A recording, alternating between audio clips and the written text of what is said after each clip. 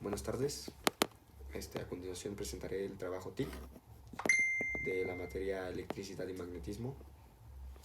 Bueno, entonces empecemos. Este trabajo va a consistir de 3 leyes. La primera va a ser la ley Lorentz. La ley Lorentz establece que una partícula cargada Q, que es carga, que circula a una velocidad v por un punto en el que existe una intensidad de campo magnético con la letra B, sufrirá la acción de una fuerza F, denominada fuerza de Lorentz, cuyo valor es proporcional al valor de Q por B y V son proporcionales. Se obtiene por medio de la siguiente expresión: F, fuerza, que es igual a Q carga por V, que es velocidad, por B, que es campo magnético. Entonces procederemos a que un dato muy importante es el ver la dirección y el sentido que tiene la fuerza de Lorentz. Entonces usaremos la regla de la mano, que el pulgar va a indicar la fuerza hacia dónde va, el índice va a indicar la velocidad y el dedo medio va a indicar lo que es sería la fuerza, efectivamente es la fuerza, y se va a hacer X, Z y Y en ese orden, y ya dependiendo de cómo se mueva va a ser la dirección y el sentido que tomará. Para la siguiente diapositiva, en el resumen, según la expresión de la ley de Lorentz, la fuerza de Lorentz será nula si presenta las siguientes características: si la partícula no posee carga, Q es igual a 0 y F efectivamente igual a 0. Entonces, el segundo punto dice: si la partícula está en reposo, V es igual a 0 y F es igual a 0 igual. Está en reposo, entonces también es constante. Si la velocidad de las partículas es paralela al campo, F es igual a Q por V por B por seno. Y va a ser máxima si V y B son perpendiculares con un ángulo de 90 grados. Y entonces quedaría la fórmula: F es igual a Q por V por B por el seno de 90 es igual a Q por V por B. Y entonces así quedaría esta diapositiva. Y aquí la siguiente presentación nos indica la partícula cargada con la velocidad perpendicular en el campo magnético uniforme.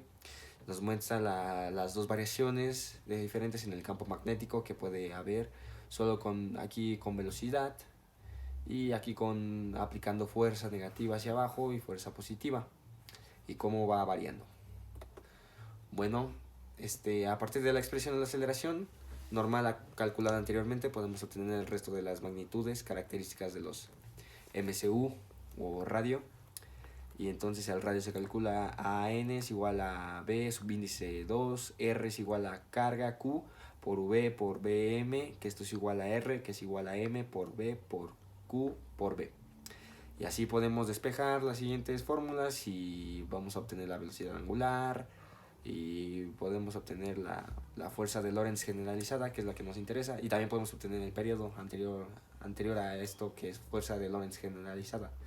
Entonces será F es igual a Q por E más V por B, que esa es la fuerza de Lorentz generalizada, lo general de la fórmula. Pasaremos a la siguiente ley, que es la ley de Faraday. La tensión inducida en un circuito cerrado es directamente proporcional a la rapidez con que cambia en el tiempo el influjo electromagnético que atraviesa una superficie cualquiera con el circuito mismo con borde. ¿Qué quiere decir esto? Que en el circuito cerrado la fuerza electromagnética es equivalente a la velocidad de variación del flujo magnético del circuito. Salud. La fórmula de ley de Faraday, la ley de Faraday usualmente se expresa mediante la siguiente fórmula: Fm por E es igual a D por phi sobre dt, en donde Fm o E representan la fuerza electromotriz inducida, la tensión, y el resto es la tasa de variación temporal al flujo magnético. Tenemos otro diagramita que nos aclara un poco mejor.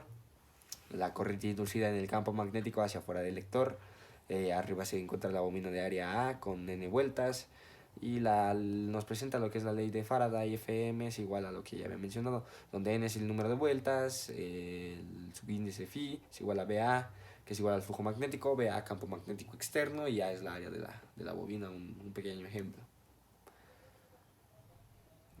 La siguiente diapositiva tenemos un ejemplo de la ley de Faraday. Prácticamente toda la tecnología eléctrica se basa en la ley de Faraday hoy en día, especialmente lo referido a generadores, transformadores y motores eléctricos, todo lo que tiene que ver con electricidad. Por ejemplo, el motor de corriente continua se basó en el aprovechamiento de una espiral magnética rotando un campo eléctrico inmóvil, cuyos contactos al moverse sobre metales conductores generan electricidad a medida que se mueva sobre su eje. Podemos ver que está incluso en los electrodomésticos, como pueden ser el horno, y en todo eso se baila la ley de Faraday. Aquí tenemos varios ejemplos de la ley de Faraday, problemas y ya contestados, resueltos. Ahora pasaremos a lo que sigue siendo la ley de Lenz. La ley de Lenz, también llamada ley de Lenz-Faraday, es utilizada en el ámbito de electromagnetismo también y permite determinar el sentido de la corriente inducida. Puede enunciarse como sigue a un cambio de estado de un sistema electromagnético. Provoca un fenómeno cuyos efectos tienden a oponerse a este cambio. Henry Friedrich Lenz, físico de origen alemán, propone en el año 1834 que las tensiones inducidas se opondrán al sentido de la variación generada por el flujo magnético que las produce. Esto con la finalidad de crear una ley por el cual se trate la conservación de la energía eléctrica.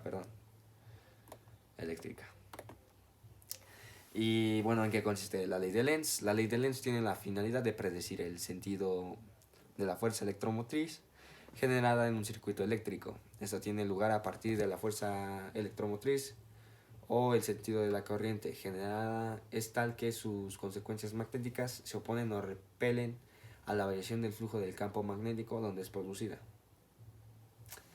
Y aquí tenemos la ley de Faraday-Lenz, lo que viene explicando, la fórmula que se aplica. Otra vez, la fórmula de Lenz es expresada matemáticamente de la siguiente manera.